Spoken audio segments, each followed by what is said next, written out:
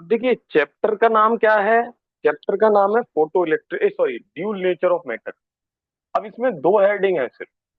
Dual nature जो आप पढ़ेंगे इसमें सिर्फ आपको दो हेडिंग्स पढ़नी है। One is photo electric effect और सेकंड मैटर वेव्स। तो हम जो पहली हेडिंग शुरू करने वाले हैं इसमें जहां से सबसे ज्यादा क्वेश्चन आता है वो है फोटो इलेक्ट्रिक इफेक्ट। ठीक है, this is photo electric effect.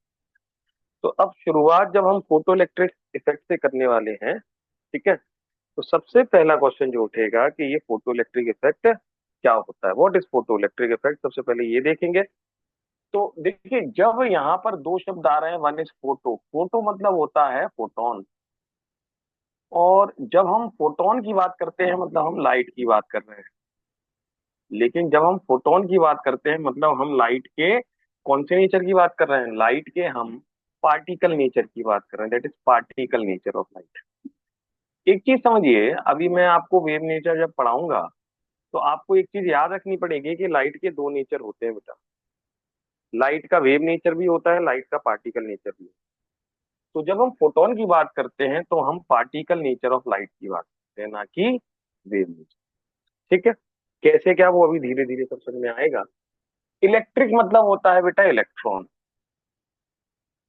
ठीक है, अब ये फोटो इलेक्ट्रिक इफेक्ट लेकिन होता क्या है, what is photo electric effect, ये तो भी देखना है। तो फोटो इलेक्ट्रिक इफेक्ट ये होता है जैसे एक मान लीजिए एक मेटल प्लेट है, ये एक मेटल की प्लेट है। इस मेटल प्लेट पर हमने लाइट को इंसिडेंट किया, ये इंसिडेंट लाइट, लाइट आई यहाँ पर।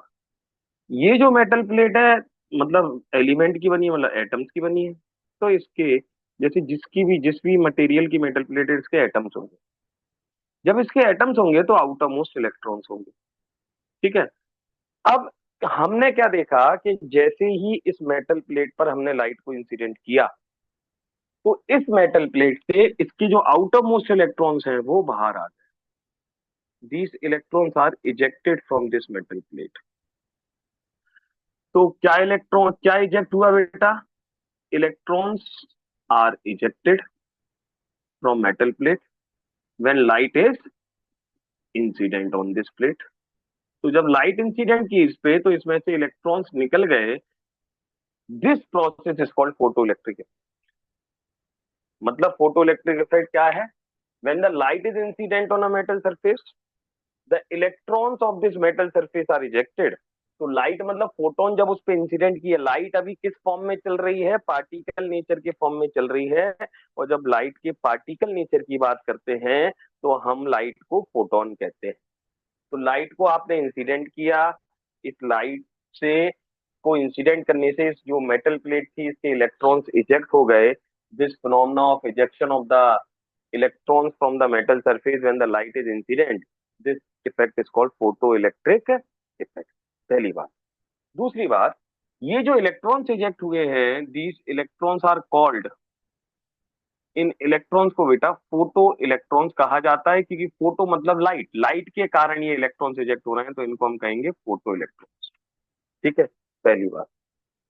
दूसरी बात समझिए, अब दो तीन क्वेश्चन हमारे मन में उठेंगे। एक तो क्वेश्चन यही रहेगा कि ये इलेक्ट्रॉन्स इजेक्ट क्यों हुए, ऐसा लाइट ने क्या कर दिया कि इजेक्ट हो गए, ये सारे क्वेश्चन रहेंगे, एक एक से जवाब देते हैं। तो सबसे पहले आपको इसके लिए मैं बताऊंगा कि देखिए लाइट का वेव नेचर और पार्टिकल नेचर दोनों होते हैं। आज हम जिस स्थिति में हैं आज हमें ये तो पता है कि लाइट के डुअल नेचर होता है बेटा। लाइट का डुअल नेचर मतलब लाइट का पार्टिकल नेचर भी होता है और लाइट का वेव नेचर भी होता है। इसको डुअल नेचर ऑफ लाइट कहते हैं। जब हम इंटरफेरेंस पढ़ते हैं, जो अभी हम पढ़ेंगे वेव नेचर में, जब हम डिफ्लेक्शन पढ़ते हैं, जब हम रिफ्लेक्शन पढ़ते हैं, जब हम रिफ्लेक्शन पढ़ते हैं, तो ये सारी चीजें लाइट के वेव नेचर को शो करते हैं। लेकिन जब हम फोटो इलेक्ट्रिक इफेक्ट पढ़ते हैं, जब हम क्रोम्पटन इफेक्ट पढ़ते हैं, तो ये लाइट के बेटा पार्टिकल नेचर को शो करते हैं क्योंकि लाइट के पास दोनों नेचर। ठीक है, अब दूसरी चीज समझिए। इसके बाद मैं आपको एक बहुत आसान थ्योरी से कोशिश करूंगा समझाने की लाइट के पार्टिकल नेचर और वेव नेचर के बीच का अंतर। ठीक है, तो अब देखते हैं। जैसे मान लीजिए एक यही सरफेस है, इस पर मैं लाइट लाया, हाई इंटेंस लाइट लाया, लेजर। उसने इस बोर्ड को काट दिया, लेजर ने ऐसे कट गया, कट गया। तो आप क्या देख रहे हो, लाइट आ रही है, light is always a form of energy, लेकिन कंटिन्यूअस लाइट आ रही है, इसमें कभी ऐसा गैप नहीं होगा। अगर आप देखोगे लेजर के फॉर्म में उसको देखोगे, तो आप ये कहोगे कि कंटिन्यूअसली लाइट आ रही है, means there is no time elapse कि ऐसा बीच में कभी भी हुआ हो कि इस पे लाइट ना आई हो, मतलब एनर्जी ना आई हो और ये ब्रेक हो गया या कट गया, कट गया। लेकिन अब हम मतलब जब हम ऐसा नेचर देखते हैं लाइट का, मतलब हम ये देख रहे हैं, ये लाइट मतलब जो light is when the light मतलब electromagnetic wave, light is travelling in the form of, मतलब कंटिन्यूअस नेचर है ये, हर समय पर एनर्जी आ रही है, दिस इज कंटिन्यूअस। ठीक है, कंटिन्यूअस। अब डिस्क्रीट नेचर कैसे है? अब हम क्या करेंगे, लाइट है मतलब एनर्जी है, वेव फॉर्म में आ रही है तो एनर्जी है। अब हमने क्या किया, इसके सेक्शन काट लिए, इधर काटा, इधर काटा, इधर काटा, इधर काटा, छोटे छोटे। ये जो लाइट थी मतलब लाइट की एनर्जी जो कंटिन्यू, अब हमने क्या किया, ये जो लाइट की एनर्जी थी इतनी सी, इसको कंप्रेस कर दिया, एक गोला बना लिया लाइट का। ऐसे यहां से यहां तक की जो लाइट थी इसका एक गोला बना लिया, ऐसे यहां से यहां तक की जो लाइट थी कंटिन्यूस उसका एक गोला बना लिया, एक गोला और बना लिया, ऐसे बहुत सारे लाइट के गोले बना लिए। क्या मिल गए, बहुत सारे पार्टिकल्स मिल गए। और इन्हीं पार्टिकल्स को हम क्या कहते हैं, फोटॉन। बेटा ये किस चीज के गोले हैं, ये एनर्जी के गोले हैं। इसलिए फोटोन मतलब क्या होता है, पैकेट ऑफ एनर्जी। क्या है, पैकेट ऑफ एनर्जी। अब देखो, अब हम फिर से इसमें इसको काटेंगे, लेकिन अब हम क्या कर रहे हैं, पहले एक गोला फेंका, कटा, फिर दूसरा गोला फेंका, कटा, लेकिन दो गोले फेंकने के बीच में क्या आ गया, जैसे आप बार बार किसी भी पत्थर फेंक रहे हैं, आप कंटिन्यूअसली फेंक रहे हैं, लेकिन फिर भी थोड़ा टाइम लैप्स बीच में आ जाएगा, एनर्जी जब ट्रांसफर हो रही है। लेकिन जब आप लाइट ऐसे वाले नेचर को देखते हो तो हर समय जा रही है, there will be a time, मतलब एक कुछ बीच में डिस्क्रीट आ जाएगा। तो जब आप दीज पैकेट्स ऑफ, मतलब जो हमारे पास यहाँ लाइट आ रही है, यहाँ पर हम पार्टिकल नेचर की बात करेंगे, मतलब हम ये कहेंगे कि इसमें बहुत सारे एनर्जी के गोले आ रहे हैं, पैकेट ऑफ एनर्जी आ रहे हैं। और इन पैकेट ऑफ एनर्जीज को हम क्या कहेंगे बेटा, इन्हीं को हम फोटॉन्स कहेंगे। तो जब आप लाइट के ऐसे नेचर को देखते हैं, आपने ब्रेकेज कर दिया, this is called the discrete nature of light या पार्टिकल नेचर ऑफ लाइट, जैसे कंटिन्यूअस नहीं है समय के साथ, तो दिस इज डिस्क्रीट नेचर। तो बेसिकली लाइट के दोनों नेचर हैं वो। अब हमारे अच्छा, अब आपका जब सब एक टॉर्च से रोशनी आ रही है तो हम कौन सा नेचर माने, बेटा लाइट के पास दोनों नेचर, वो आप डिसाइड करेंगे कि आपको किस नेचर से मदद मिल रही है। आपको पार्टिकल नेचर मानना है, आप पार्टिकल नेचर मान लीजिए। आपको डिस्क्रीट नेचर मानना है, आप डिस्क्रीट नेचर मान लीजिए, वो आपके ऊपर रहेगा। उससे कोई इफेक्ट नहीं आएगा कि आप कौन सा नेचर, क्योंकि दोनों नेचर उसके पास होते हैं, light is having the both the nature, तो उससे कोई अंतर नहीं आएगा। ये चीज समझ में आई, पार्टिकल नेचर और वेव नेचर के बीच का अंतर जब हम लाइट को देखते हैं, that is called deep nature. तो यहाँ पर सिर्फ हम पार्टिकल नेचर की बात करेंगे। तो लाइट आ रही है मेटल प्लेट पर या मेटल सरफेस पे, उससे इलेक्ट्रॉन इजेक्ट हो रहे हैं, this is called photo electric. लिख लीजिए इतना, फिर आगे बात करते हैं, कोई डाउट हो तो पूछ लीजिए। अब ये देखेंगे ये फोटो इलेक्ट्रिक इफेक्ट क्यों हुआ, उसका कारण समझिए। देखिए, जब लाइट आई, अच्छा देखो, ये जो आउटर मोस्ट इलेक्ट्रॉन है एटम के, ये हमेशा भागने की फिराक में रहते हैं, पता होगा आपको। लेकिन इनको कौन पकड़े हुए है, न्यूक्लियस पकड़े हुए है, वो जाने नहीं देता। तो न्यूक्लियस कुछ एनर्जी से इन इलेक्ट्रॉन्स को बाइंड किए हुए है। दूसरी चीज, जब कभी भी हम इलेक्ट्रॉन प्रोटॉन इनकी जो एनर्जीज निकालते हैं तो किस यूनिट में निकालते हैं, electron volt. Electron volt is also the unit of energy.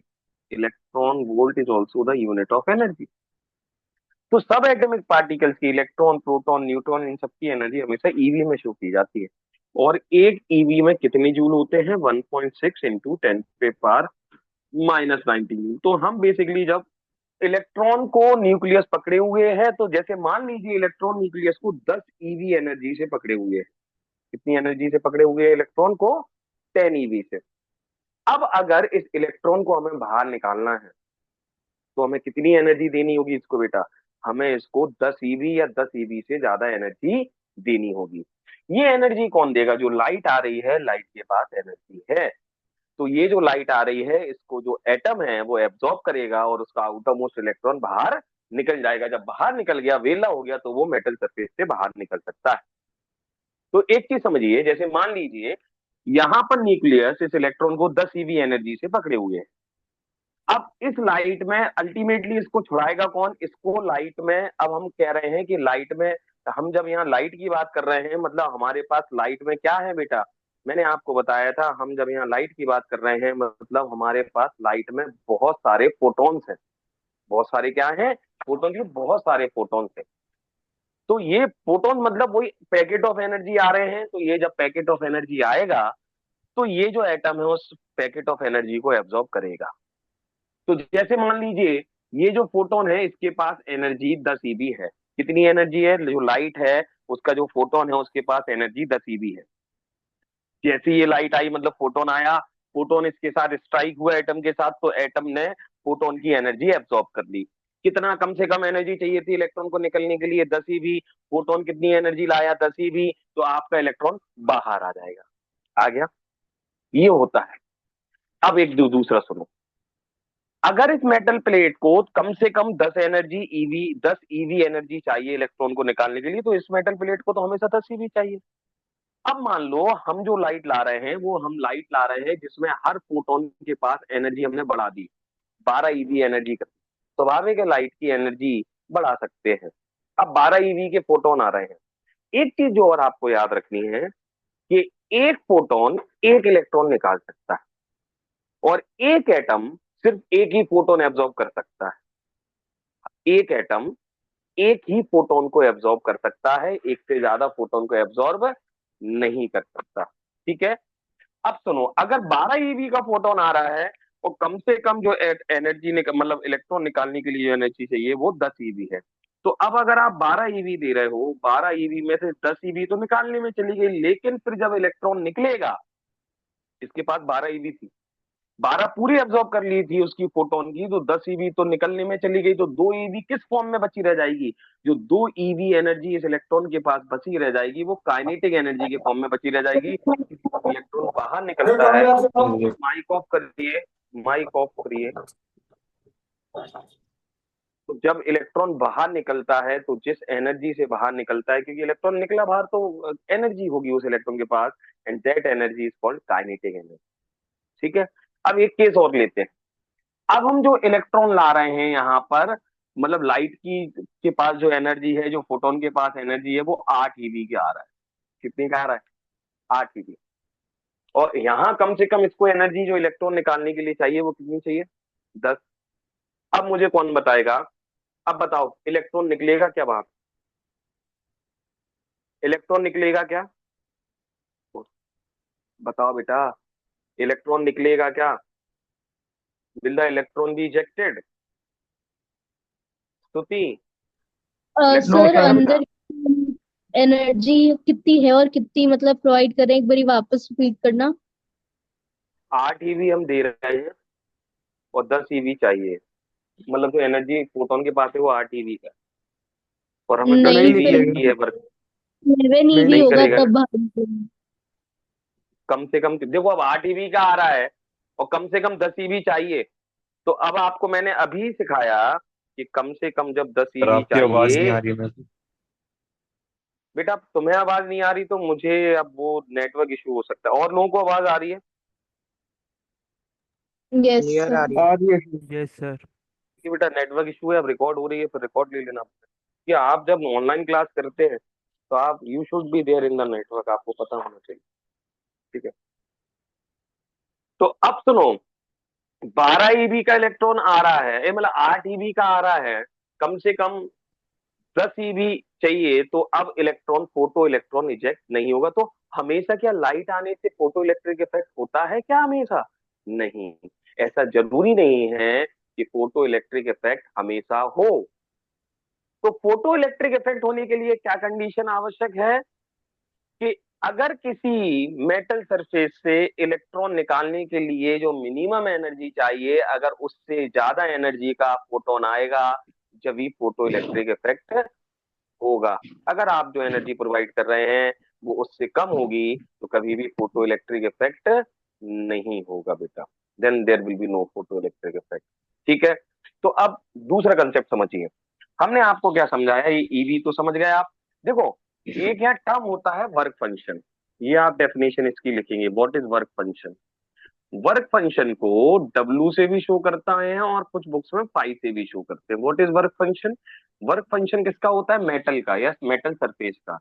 Work function क्या होता है कि मिनिमम एनर्जी, कम से कम एनर्जी जो आपको देनी पड़ेगी, मिनिमम एनर्जी रिक्वायर टू, बेटा किसी का माइक ऑन है, ऑफ करिए माइक।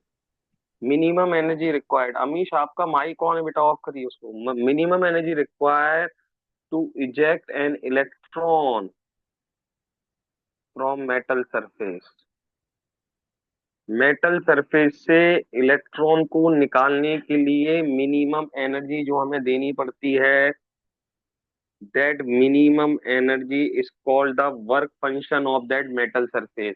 स्वाभाविक है, अलग अलग मेटल्स के जो एटम्स हैं, उनके जो न्यूक्लियस है, उनके इलेक्ट्रॉन्स को बाइंड अलग अलग एनर्जी से किए होंगे, सभी की एक सी नहीं होगी। इसलिए अलग अलग मेटल्स का वर्क फंक्शन अलग अलग होता है। जैसे हमने एक मेटल यहाँ लिया, उसका वर्क फंक्शन 10 eV है। 10 eV है मतलब वर्क फंक्शन, मतलब कम से कम एनर्जी जो फोटोन के थ्रू, आप लाइट के थ्रू वो प्रोवाइड करेंगे, वो 10 eV देनी पड़ेगी। अगर वर्क फंक्शन से कम एनर्जी फोटोन लाएगा लाइट के थ्रू, तो आपका फोटो इलेक्ट्रिक इफेक्ट नहीं होगा। ठीक है, समझ में आया? लिखिए।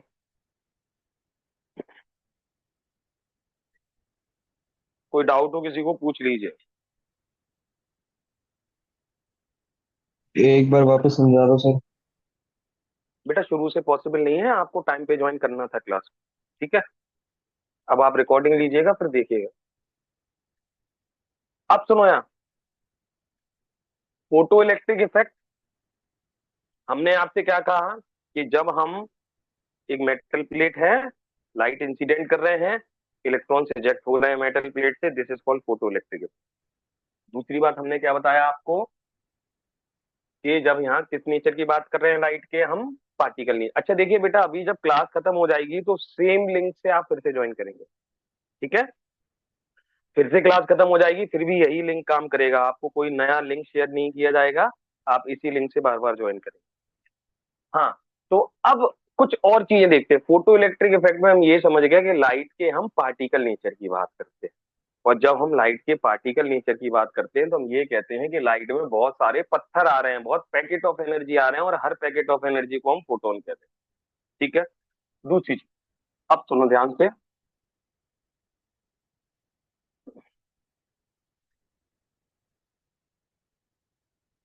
जब हम लाइट के, देखो बेटा, वेव नेचर लाइट का अलग होता है, पार्टिकल नेचर अलग होता है, यही तो हुआ था जब इन लोगों ने पार्टिकल के वेव नेचर को प्रूव कर दिया, इंटरफेरेंस आ गया, डिफ्लेक्शन हो गया, वो पार्टिकल के वेव नेचर से प्रूव हो गया। उसके बाद आया डिफ्रैक्शन फिनोमेना, 1905 के आसपास आया था, सॉरी डिफ्रैक्शन नहीं, फोटो इलेक्ट्रिक फिनोमेना आया।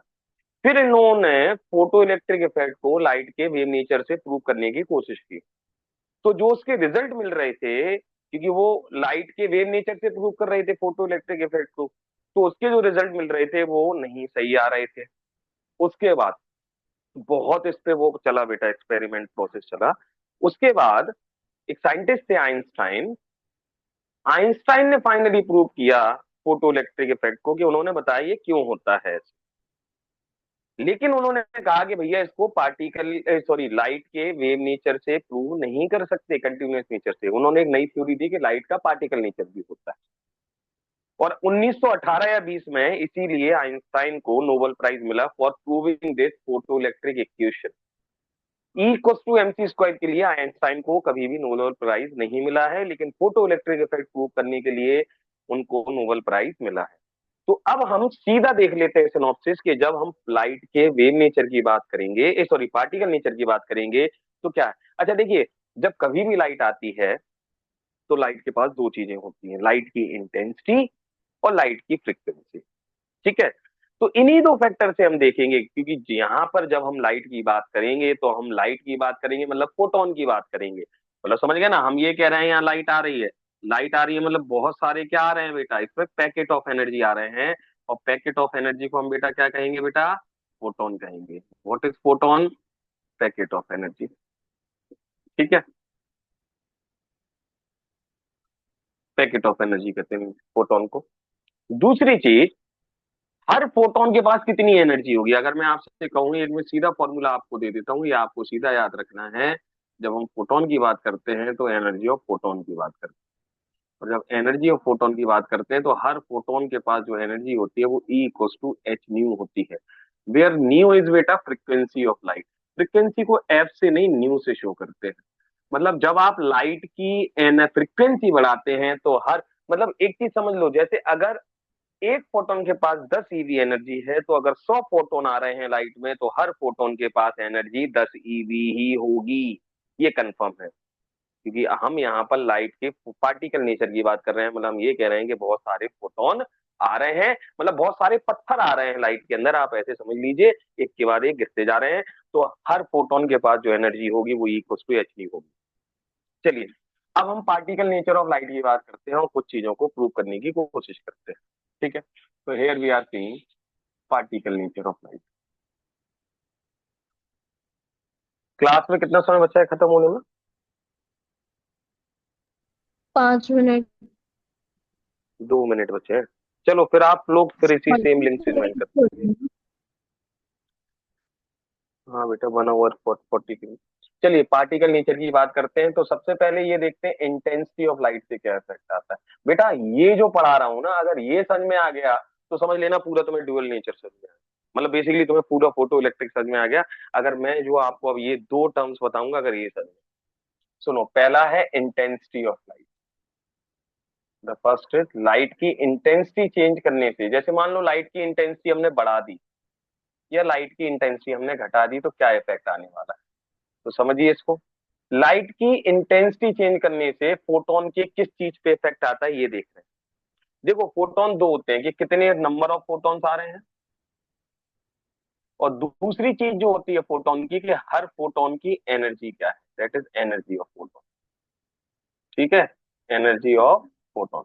तो समझिए, जब आप लाइट की इंटेंसिटी डबल कर दी, तो याद रखना, इंटेंसिटी ऑफ लाइट अगर डबल आएगी, तो अगर पहले 50 फोटोन आ रहे थे और इंटेंसिटी को आपने डबल कर दिया, तो अब जो नंबर ऑफ फोटोन्स आएंगे वो 100 हो जाएंगे। ट्रिपल कर दिया तो 150 हो जाएंगे। Means on changing the intensity of light, number of photons increases और नंबर ऑफ फोटोन्स डिक्रीजेस। लेकिन अगर मान लीजिए 50 फोटोन पहले आ रहे थे, इंटेंसिटी आई थी, और हर फोटोन के पास एनर्जी 10 ईवी थी, आपने इंटेंसिटी को डबल कर दिया, तो एनर्जी ऑफ फोटोन पे क्या कोई इफेक्ट आएगा? नहीं। 50 की जगह 100 फोटोन जरूर आने लगेंगे, लेकिन अभी भी हर फोटोन के पास अगर पहले एनर्जी 10 ईवी थी, तो अब 50 की जगह 100 फोटोन हो गए, लेकिन एनर्जी ऑफ फोटोन पे कोई इफेक्ट